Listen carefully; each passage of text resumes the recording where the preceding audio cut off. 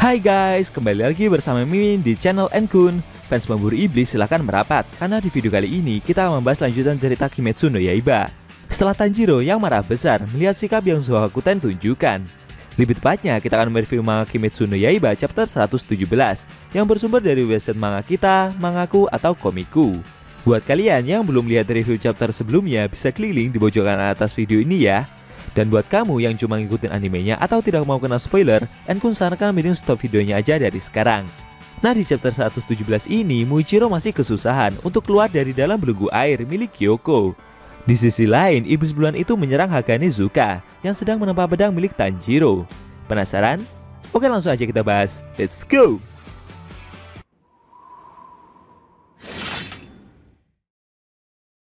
Di awal scene kita diperlihatkan Muichiro yang masih belum berhasil keluar dari dalam belenggu air milik Kyoko. Dia merasa jika udara yang tersisa di dalam paru-parunya masih cukup untuk mengeluarkan satu serangan saja. Setelah itu, pilar tersebut mengeluarkan pernafasan kabutnya dan mencoba menusuk belenggu air itu sekali lagi.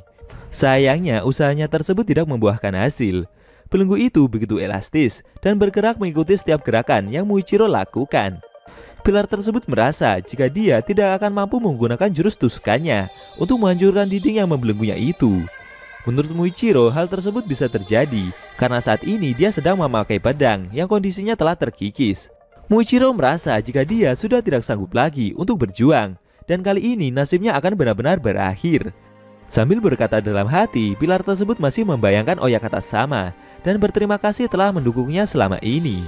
Muichiro berkata jika dia akan mati dan meminta Oyakata Sama untuk mencari pengganti dari posisi pilar yang akan dia tinggalkan. Namun tiba-tiba dia seperti membayangkan senyum dari Tanjiro. Pemburu iblis itu bertanya kepada Muichiro, kenapa dia berpikir demikian.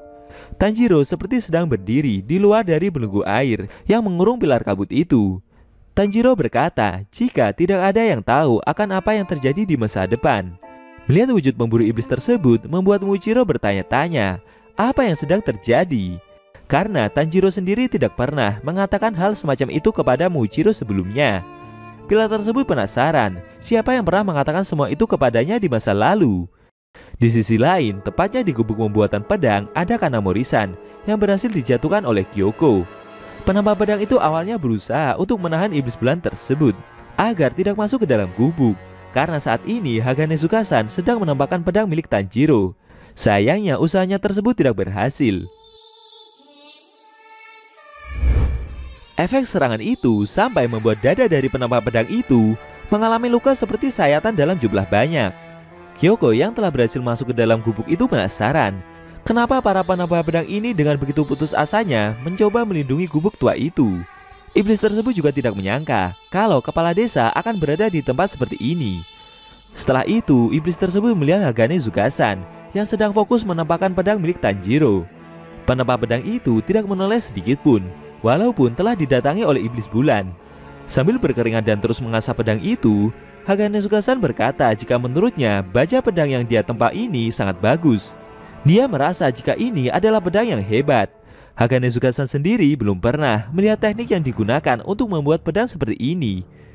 Kyoko yang melihat penambah pedang itu masih fokus melakukan pekerjaannya merasa jika pria tersebut sepertinya bukanlah kepala desa yang sedang dia cari. Iblis itu memanggil Hagane Zuka-san dan berencana menanyakan beberapa hal. Tapi penambah pedang itu tidak mempedulikan iblis bulan tersebut dan terus fokus menempa pedang yang dia pegang. Hagane Zuka-san penasaran siapa yang telah membuat pedang ini sebelumnya. Menurutnya kalau ada orang yang bisa membuat pedang seperti itu, kenapa dia tidak menuliskan namanya? Karena orang tersebut hanya meninggalkan satu huruf saja di dalam ukiran pedang itu. Tapi setelah mengasah pedang tersebut cukup lama, Hagane Zuka-san mulai mengerti maksud dari orang yang membuat pedang tersebut. Melihat dirinya yang dicuekin seperti itu, membuat Kyoko mulai naik pitam. Dia jadi menyadari kalau penambah pedang tersebut memiliki kekuatan konsentrasi yang sangat tinggi. Karena dia begitu fokus dengan pekerjaannya. Sampai-sampai dia sendiri tidak menyadari ada iblis bulan yang berada di dekatnya. Melihat sikap yang Hagane Zuka-san tunjukkan, membuat Kyoko jadi makin kesal. Karena dia sendiri belum pernah bisa berkonsentrasi sekeras itu sebelumnya. Kyoko merasa tidak terima dengan keahlian yang Hagane Zuka-san miliki. Apalagi mereka berdua adalah sama-sama seorang seniman. Setelah itu, iblis tersebut menyerang Hagane Zuka-san dengan tebasan air yang keluar dari dalam gucinya. Serangan tersebut membuat penempa pedang itu mengalami luka, seperti sayatan pedang dalam skala besar. Kanamori-san yang melihat rekannya itu dilukai seperti itu mencoba untuk menolong. Namun di luar dugaan, Hagane Uzuka-san masih saja fokus untuk menempa pedang tersebut. Meski terluka cukup parah, dia seperti tidak bergeming dengan serangan yang Gyoko lancarkan. Melihat hal itu, membuat iblis bulan tersebut jadi makin terkejut. Sambil terus mengasah pedang, Hagane Uzuka-san berkata, jika alasan kenapa orang yang membuat pedang itu tidak mau mengukir namanya, itu dikarenakan suatu karakter. Dan hal tersebutlah satu-satunya alasan kenapa pedang ini bisa ditempa. Apakah yang Hagane Uzuka-san maksud itu adalah Yorichi? Akan tetapi, melihat sikap penapa pedang yang masih saja seperti itu, membuat emosi Gyoko makin menjadi-jadi. Sebenarnya, Gyoko bisa saja langsung membunuh Hagane Uzuka dan membuatnya berhenti.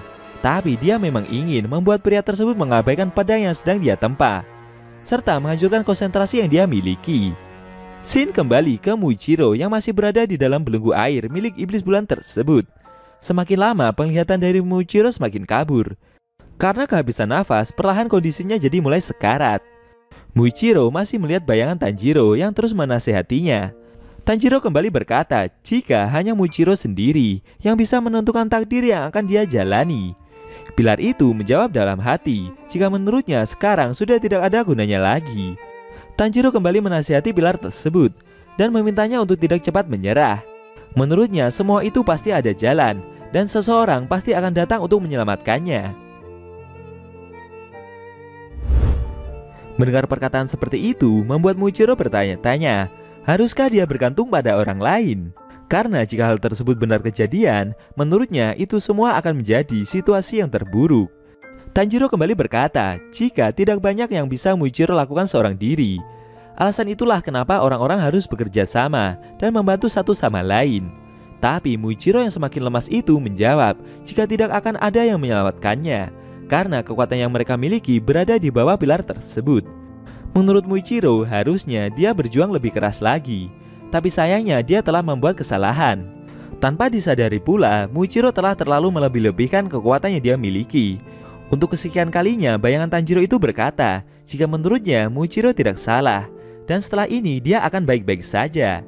Sambil menutup mata, Muichiro menyangka ucapan itu, karena sekarang ini dia telah sekarat. Di luar dugaan, tiba-tiba Kotetsu datang dan berusaha mengeluarkan pilar tersebut dengan cara menusuk-nusuk belenggu air itu menggunakan pisau. Bocah itu berkata dan meminta Muichiro untuk bertahan. Dia juga berjanji akan mengeluarkan pilar itu semampu yang dia bisa. Meski sudah mencoba menusuk belenggu air itu beberapa kali, jelas saja usaha dari Kotetsu tetap tidak membuahkan hasil. Muichiro yang melihat aksi dari bocah tersebut berkata dalam hati, jika hal tersebut memanglah wajar, karena dia sendiri juga tidak bisa memotong belenggu itu. Muichiro meminta Kotetsu untuk membawa pisau tersebut dan segera pergi melindungi kepala desa. Walaupun sepertinya hal itu mustahil untuk dilakukan. Secara tak terduga muncul iblis ikan dari belakang bocah itu. Muichiro yang menyadari kemunculan iblis tersebut mencoba untuk berteriak dan memperingatkan bocah itu. Sayangnya iblis ikan tersebut bergerak sangat cepat dan dia berhasil melukai Kotetsu dengan tebasan pisaunya. Muichiro kembali memperingatkan bocah itu dan memintanya untuk segera kabur. Namun secara mengejutkan, perut Kotetsu malah tertusuk pisau yang iblis ikan itu lancarkan. Muichiro menyadari jika serangan barusan telah menusuk bagian vital dari bocah itu. Menurutnya bocah tersebut akan mati. Muichiro bingung dengan sikap yang Kotetsu lakukan. Kenapa bocah itu tidak pergi dan menyerah saja? Dia juga meminta Kotetsu untuk menutup lukanya dan segera lari. Namun Kotetsu yang sudah terluka separah itu tetap berjalan, mendekati belenggu yang mengurung pilar tersebut. Muichiro meminta Kotetsu untuk tidak mendekatinya, karena tidak mungkin juga bocah itu akan bisa mengeluarkannya dari belenggu air ini. Tapi tetap saja, dengan tubuh yang semakin bersimbah darah, bocah itu tetap berusaha mengeluarkan pilar tersebut semampu yang dia bisa. Muichiro semakin terkejut. Dia kembali mengingat perkataan dari Tanjiro, jika membantu orang lain, pada akhirnya juga akan berguna untuk dia sendiri nanti. Karena manusia itu adalah makhluk hidup yang bisa memunculkan kekuatan yang hebat demi orang lain. Setelah itu, bayangan Tanjiro tersebut perlahan berubah menjadi seseorang yang sepertinya pernah ada hubungannya dengan ingatan Muichiro di masa lalu. Seusai mengingat perkataan tersebut, raut wajah pilar kabut itu mulai berubah. Secara mengejutkan, dia mengeluarkan pernafasan kabut jurus kedua, dan akhirnya Muichiro berhasil menghancurkan belenggu air tersebut. Setelah lama terkurung, akhirnya pilar kabut itu berhasil keluar dari belenggu air yang mengurungnya.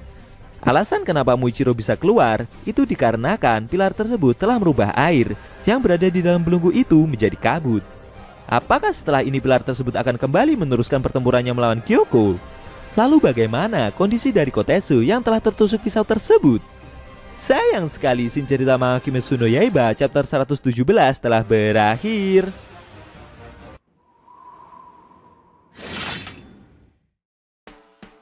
Nah, itu tadi review manga Kimetsu no Yaiba chapter 117 yang intinya memperlihatkan Muichiro yang akhirnya berhasil keluar dari dalam belenggu air milik Kyoko. Di sisi lain, Hagane Nezuka-san dan Kanamori-san sedang dalam bahaya karena iblis bulan atas itu telah dibuat geram dengan sikap yang Hagane Nezuka-san lakukan. Bagaimana menurut kamu? Jangan lupa tinggalkan komentar kalian ya. Kalau mau nonton review sebelum atau selanjutnya, bisa klik link di deskripsi. Linknya udah Mimin taruh di sana kok. Buat kalian yang punya Instagram atau TikTok, jangan lupa follow sosmed Mimin juga ya guys. Oke? Tekan like kalau suka sama video ini dan dislike kalau nggak suka. Jika ada kata-kata dari Enku yang kurang pas, Enku mohon maaf dan sampai bertemu di video review manga Kimetsu no Yaiba selanjutnya.